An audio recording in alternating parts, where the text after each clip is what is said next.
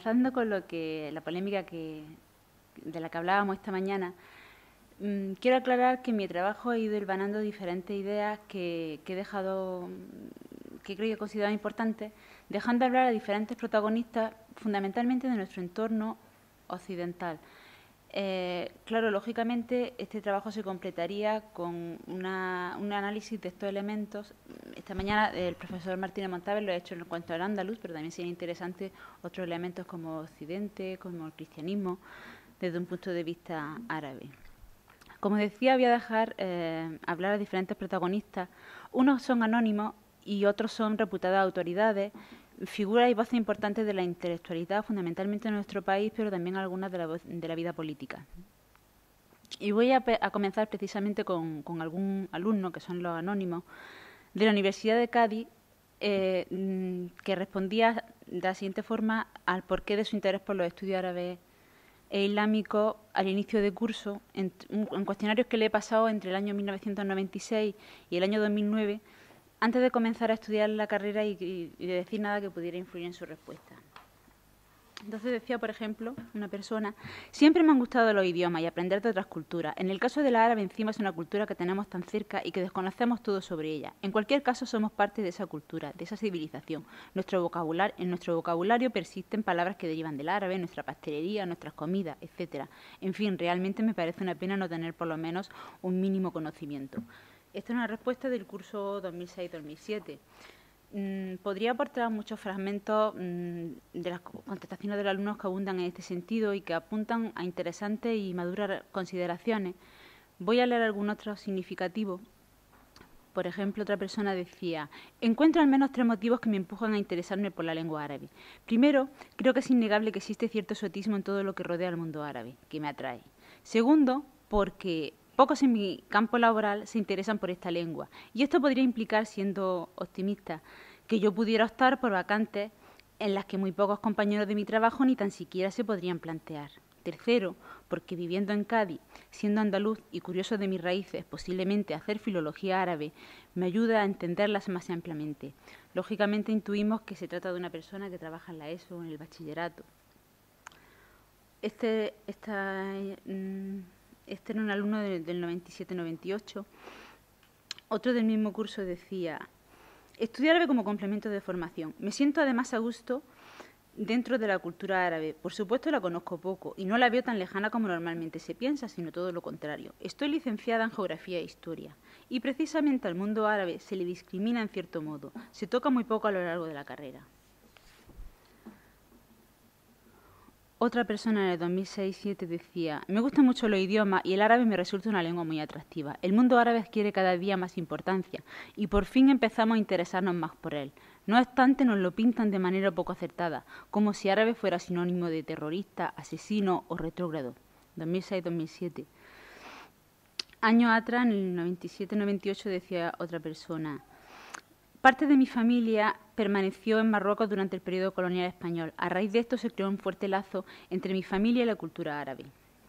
Y finalmente, por poner algún otro ejemplo, del 96-97 decían: mi padre era árabe y siempre me ha atraído el idioma y la cultura. Lo considero un estudio interesante y con salidas laborales futuras.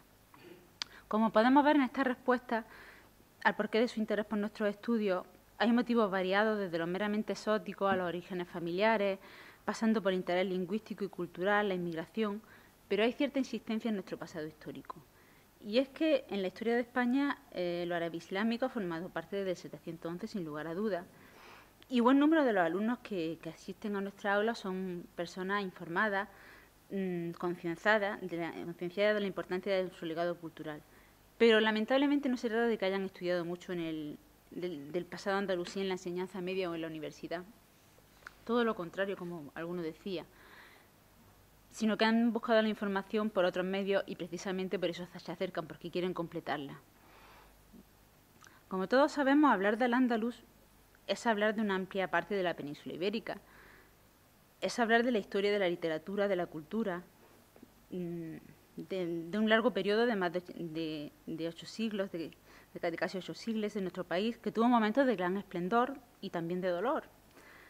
Pero tales realidades realmente, fuera del entorno meramente especializado y encariñado, ¿quién las conoce? ¿Cuántas personas fuera de ese entorno son capaces o están dispuestas a relacionar estos conceptos? ¿Qué se esconde detrás, no sé cómo llamarlo, de ese ninguneo o desconocimiento? Bueno, evidentemente ahí están las prácticas y los intereses de nuestra sociedad, de una sociedad que sabemos que es una sociedad tradicional, convencional, mayoritariamente cristiana, aunque se defina como laica, con un temor y un rechazo atávico a lo moro, una repugnancia ancestral a lo musulmán, y que cada día cuenta con una peor formación básica, según dicen las mismas estadísticas, pese a que también tenga cada vez más titulados universitarios dotados de brillantes grados próximamente y másteres en variopintas y completísimas cuestiones aparentemente. Los prejuicios a los llamados moros y a los musulmanes o árabes, esta versión realmente no nos sorprende. Existen conocidos factores históricos, políticos, sociales, religiosos que han contribuido a esa incomprensión, a esa hostilidad, desconfianza. La reflexión sobre el andaluz supera el propio interés histórico y los expertos en la historia de España, pues en escasísimas ocasiones han incorporado el elemento Andalucía a su reflexión sobre la identidad nacional de forma racional y ponderada. Pues siempre hay una postura intelectual en la que suelen existir interferencias, connotaciones ideológicas viscerales, mediatizadas por factores traumatizantes. En este sentido, ya ha salido la referencia esta mañana, pero insisto en que son muy interesantes las reflexiones del profesor Martínez Montave, las que ha hecho en las últimas décadas y recientemente recogidas en el volumen publicado Significado y símbolo del andaluz. Y por otra parte, suficientemente ilustrativo sobre el tema general es el reciente estudio de 2010 que lleva por título La imagen del mundo árabe y musulmán en la prensa española. Es un estudio que podemos encontrar en Internet, publicado por la Fundación Tres Culturas. Tiene varios autores y ahí lo que se hace es un estudio cuantitativo y cualitativo de más de 2.000 diarios españoles, publicado en el año 2008 en los periódicos El País, El Periódico de Cataluña, La Vanguardia, El Mundo, ABC y La Razón. Los autores concluyen que la imagen evidentemente es peyorativa, estereotipada, con noticias que tienen un tono negativo acerca de guerras, conflictos, violencia, ataques terroristas, violaciones de los derechos humanos. Apuntan directamente esas visiones al atraso, a la pretendida modernidad y al progreso occidental, que son los modelos ideales. Y se presenta el Islam como una entidad homogénea, asociada a la falta de libertades, a eso, a la violencia, a la visión etnocéntrica, habiendo evidentes diferencias entre nosotros y ellos. Islam y musulmanes son todo uniforme, comportamientos miméticos. Por poner solamente un ejemplo, cuando se habla de terrorismo siempre se le pone el adjetivo de islámico, islamista y yihadista. Pero cuando se habla del terrorismo de ETA en la prensa, dicen ellos mismos, no se le llama ni católico, ni cristiano o vasquista, no se le ponen adjetivos. A lo largo de la historia pues nos encontramos con simplificaciones, con clichés, con argumentos racistas sobre la negligencia, el letargo, la irracionalidad, el fatalismo, el atraso, el desenfreno sexual de los pueblos árabes islámicos, con unos estereotipos del musulmán como pedigüeño, perezoso. Y hace relativamente poco, en 2006, todos recordaréis que el expresidente del Gobierno español, José María Aznar, llegó a hacer unas increíbles declaraciones impropias de una personalidad de su rango y de su posición política que conectan con la islamofobia creciente en el entorno occidental.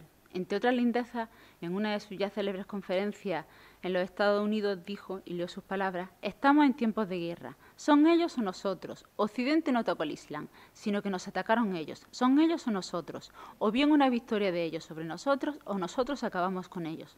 No hay término medio», y calificó de estupidez la iniciativa de la Alianza de Civilizaciones.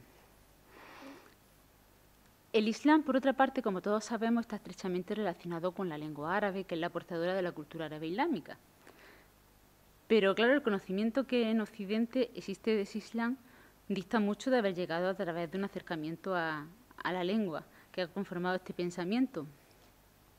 sino que en la mayoría de los casos pues, ha llegado a través de la historiografía y fundamentalmente a través de lo literario, de lo imaginario.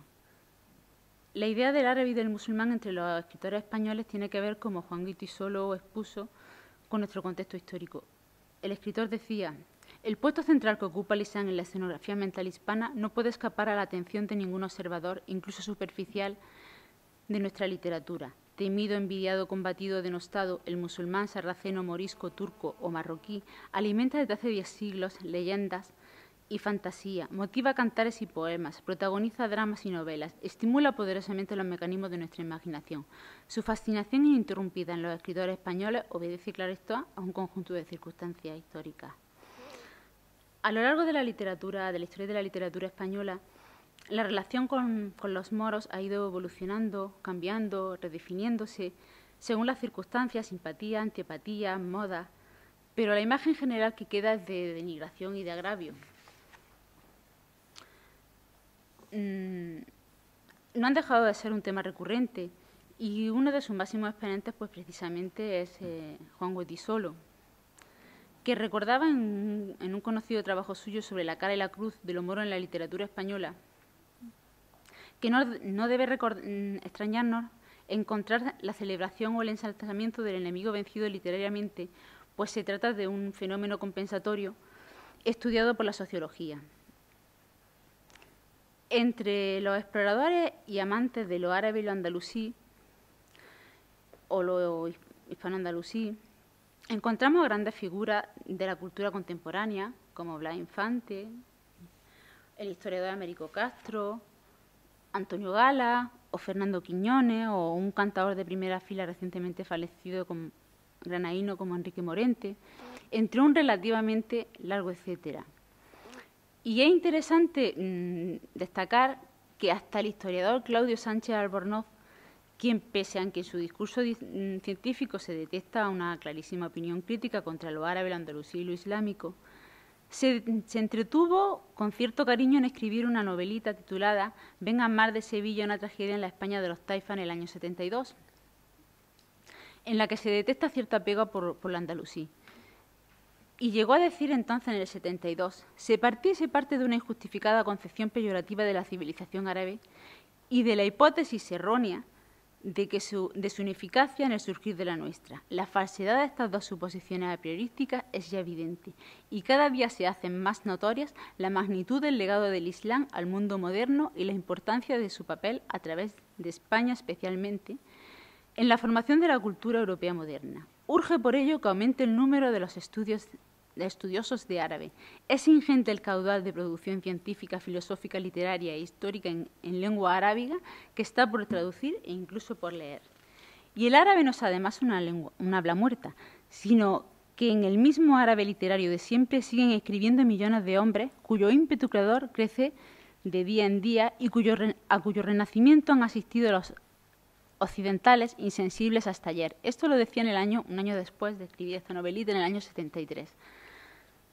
Todos recordarán que en su célebre ensayo España y el Islam, en el año 29, en la revista de Occidente, consideraba la presencia de la civilización árabe islámica como permitiose el origen de todos los males de España. Y como muestra de la hazaña con la que escribía, pues voy a citar algunas palabras suyas, como hablaba de la marejada del Islam, que el Islam torció los destinos de Iberia, o me aterra pensar en cuál hubiera sido la suerte de España si toda ella se hubiese dejado uncir al yugo del Islam. Después, de todo es conocido en el año 50, la polémica que mantuvo posterior con Américo Castro, hasta que en el 72 falleció este último historiador. Ambos retomaron una polémica que estaba ahí, latente, entre la España sagrada y única y la plural e intercultural, polémica que en los últimos años se ha reactivado.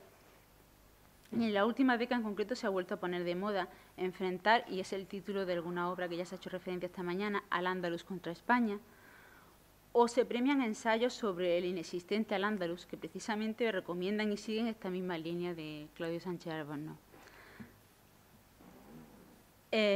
Poco antes del fallecimiento de Sánchez Albornoz y después de haber hecho estas declaraciones sobre la importancia de la cultura árabe islámica en la nuestra, en años cercanos a su muerte, como decía así, pues ante lo que él llamaba, y cito sus palabras, veleidades y seducciones islamizantes, cuando tuvo noticia de que cada día había más número de personas conversas al Islam en España y de admiradores españoles del pasado andalusí, reunió algunos de sus ensayos en el libro de la Andalucía Islámica, la de hoy, en el año 83, y allí llamaba, literalmente son sus palabras, a la violencia contra los moritos y a ponerse en guardia contra los nuevos conquistadores islamitas. Por otra parte, los arabistas españoles se han dedicado a hablar de la rica y esplendorosa literatura y cultura andalusíes, que es hablar de la española, como se admite prácticamente de forma generalizada en algunas parcelas, así como de la historia, en lo que ya no se considera tan glorioso, de forma unánime. Pero, realmente, ¿a quién llega esta información? La respuesta la tenemos toda, un porcentaje ínfimo. Y los intereses, pues son diversos. Y, desde luego, no se puede declinar la responsabilidad del arabismo mismo en ello. Aunque también hay que tener en cuenta que nuestro trabajo pues, se desarrolla con frecuencia en condiciones difíciles, sin suficiente ayuda institucional, padeciendo la penuria económica, la indiferencia, cuando no el rechazo y el descrédito. Y plena vigencia siguen teniendo las consideraciones que en el año 1975 hacía Pedro Martínez Montave en su trabajo Reflexiones sobre arabismo y función social. Se preguntaba: ¿cumple el arabismo, nuestro arabismo, su función social? Es decir, ¿la cumplimos nosotros como profesionales que somos de un área determinada de estudios e investigaciones y como hombres inscritos, obvio que sea con gusto o a pesar nuestro, en un tiempo vivencial comunitario concreto? Y se respondía: creo que no, que el arabismo no cumple con su función social, o con su función social exigible al menos, o lo hace en una porción tan mínima, marginal y pudorosa que prácticamente equivale a casi nada. Entonces lo achacaba a un problema de diálogo y, por tanto, básicamente de comprensión, de respeto, de capacidad de funcionamiento conjunto. Como en el resto de la sociedad española misma, en el arabismo encontramos arabofilia y arabofobia. A nadie se le escapa que existe un cierto número de arabistas que muestran una actitud despectiva o al menos orgullosa de la supuesta superioridad de Occidente y del cristianismo respecto a nuestro objeto de trabajo. De hecho, el árabe se ha enseñado en la Universidad Española como una lengua muerta, cuyo interés principal era conocerla para desvelar los tesoros del pasado. Durante muchos años, prácticamente hasta entrada la segunda mitad del siglo XX. Y los arabistas pues, se han limitado a cumplir las labores de investigación y de docencia, además de otras administrativas que se derivan de ello. Y cuando se plantean publicaciones, conferencias o simposios, pues van dirigidos fundamentalmente al gremio, al colectivo científico. Claro está que, lógicamente, estas actividades siempre están abiertas al resto de la sociedad, pero en pocas ocasiones se hace la necesaria labor de divulgación, primando la especialización y la cientificidad, porque, entre otros motivos, a la postre son las que dan su fruto, tanto como prestigio científico o como incentivo económico, es decir, en forma de ascenso de categoría profesional y de complemento. Y, por otra parte, aunque se haga la difusión pertinente, pues la respuesta no suele ser, lamentablemente, la deseada. Además, no dejamos de tener la sensación de vivir en un medio hostil. Voy a citar las palabras de Federico Corriente, que decía precisamente sobre nuestro estudio en el prefacio a su diccionario de arabismos recientemente, hace unos años, en el año 1999, y decía que nuestros estudios han sido y siguen siendo despreciados, mal vistos e incluso sospechosos en nuestro país, en el que existe una cierta impermeabilidad ideológica a los resultados de tales esfuerzos, por importantes que puedan ser para nuestro autoconocimiento lingüístico, histórico y social, porque nuestra sociedad siente auténtica y mal disimulada fobia contra todo lo árabe o islámico y no desea reconocer los indudables logros de esa otra gran cultura vecina, pues no ha olvidado el trauma y teme subconscientemente su repetición, por improbable que ésta parezca en el horizonte previsible. Pero nuestros males no acaban ahí. No se ha logrado aún la formación universitaria deseable. El panorama de los estudios árabes ha cambiado sensiblemente a lo largo del siglo XX. Actualmente ya hemos conseguido llegar a los estudios de grado y másteres. Y después de un buen número de reformas y de adaptaciones, yo personalmente desde el año 82 he conocido 3, tenemos la sensación de volver al mismo punto o un poco más atrás. El arabista es un trujumán de culturas que no está todo lo bien formado ni explotado en toda su potencialidad. El eje fundamental de nuestros estudios es el dominio de la lengua árabe y necesitamos y seguimos necesitando más horas de aprendizaje y de práctica. Yo en los últimos años también he hecho a los alumnos algunos cuestionarios y les pedía que priorizaran sus intereses de cara a la posible inserción laboral, y ellos insistían todo ello en que había que seguir incidiendo en el conocimiento práctico de la lengua árabe, en desarrollar las capacidades comunicativas. Esto requiere, lógicamente, más número de horas. Y claro, ya no me estoy refiriendo únicamente a los estudios en la UCA, sino al estudio de grado en general, a la estructura misma del grado. Ahí difícilmente pueden encajar más horas. Y en másteres, como todos habremos visto, pues no parece que tenga cabida el estudio de la lengua árabe, porque lo que prima en el fondo es contar con un elevado número de matriculados y por los intereses económicos que ello genera. Entonces, claro, pues con ello se limita sensiblemente la matrícula a aquellos que tengan, si pusieran un determinado nivel de lengua. Total, que volvemos a la pescadilla que se vuelve a morder la cola. Y pese a que en las últimas décadas hayan aumentado el número de especialidades relacionadas con nuestros estudios, estos siguen siendo minoritarios y siguen siendo calificados como extraños o raros. A los ajenos al oficio, esto de arabista pues les suele parecer una profesión insólita, pese a la evidencia de los datos. Yo no voy a entrar en el detalle de esos datos, pues son de todos los aquí presentes conocidos. Son datos objetivos y me los voy a saltar. Y también en mi trabajo he hecho algunas pinceladas sobre las aportaciones y rasgos característicos de lo árabe islámico en España y en Europa, muy vagas. El profesor Julio Sansueda ha hecho algunos desde el punto de vista científico. Yo no voy a entrar aquí en ello. Voy a ir... ¿Cómo voy de tiempo? Sí, 7 minutos. Vale. Pues voy a ir acabando. Los historiadores pueden discutir el grado de tolerancia que hubo durante el periodo andalusí, pero es innegable que durante buena parte de esa etapa, especialmente durante el califato y la posterior desintegración de los reinos de Taifa, la cultura árabe islámica llegó a su cenit. Sigue siendo un recuerdo, esa etapa sigue siendo un recuerdo glorioso, un ejemplo de interculturalidad o de pluralidad. Una especie de mito alegórico, en el sentido más noble y metafórico del término, por condensar una realidad humana de significación universal. Hasta el presidente, como todos recordaréis, hasta el presidente norteamericano Barack Obama, de confesión cristiana, dijo en su célebre y entusiasta discurso en la Universidad del Cairo en junio de 2009, el Islam tiene una orgullosa tradición de tolerancia. Lo vemos en la historia de Andalucía y Córdoba durante la Inquisición. Él así lo dijo. Yo no voy a entrar en la terminología empleada ni en algún anacronismo que se detecta, pero lo cierto es que, por el contrario, la Inquisición, como conjunto de instituciones dedicadas a la labor para acabar con la supuesta herejía y lo que ello ha conllevado a lo largo de la historia desde su creación en el seno de la Iglesia Católica en el siglo XII, pese a que se maquillara de santa y de gloriosa, sigue siendo una de las más lamentables y vergonzosas páginas de la historia de la humanidad.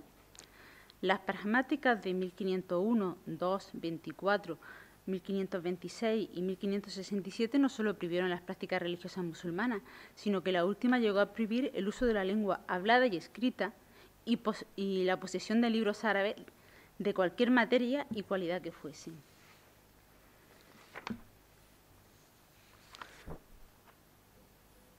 Mm. 13 siglos después de la llegada de la civilización árabe islámica a España, seguimos preguntándonos, ¿qué se sabe de ese Al-Ándalus? Si repasamos los libros de texto de historia de España, y los títulos universitarios de Historia o de Humanidades en los nuevos grados, comprobaremos que esos 7 siglos de presencia árabe islámica en pleno siglo XXI siguen prácticamente silenciados, siguen siendo silenciados e ignorados. Eso sí, cuando hay que exhibir las joyas y glorias nacionales, pues para ello siempre está en la mezquita de Córdoba, a la que se pugna también por quitarle el calificativo de mezquita y dejarlo únicamente en catedral, o la Alhambra de Granada. Y para una recepción de lujo, pues para eso están los alcázares de Sevilla, Córdoba, Jerez, la Alcazaba de Almería o de Málaga o la extraordinaria Alhambra de Granada. Pero lo cierto es que a esa etapa histórica y cultural de Al-Ándalus, desde diferentes medios e ideologías, pues se la ha visto y se la quiere seguir mostrando como una amenaza. Y con esto acabo. Gracias.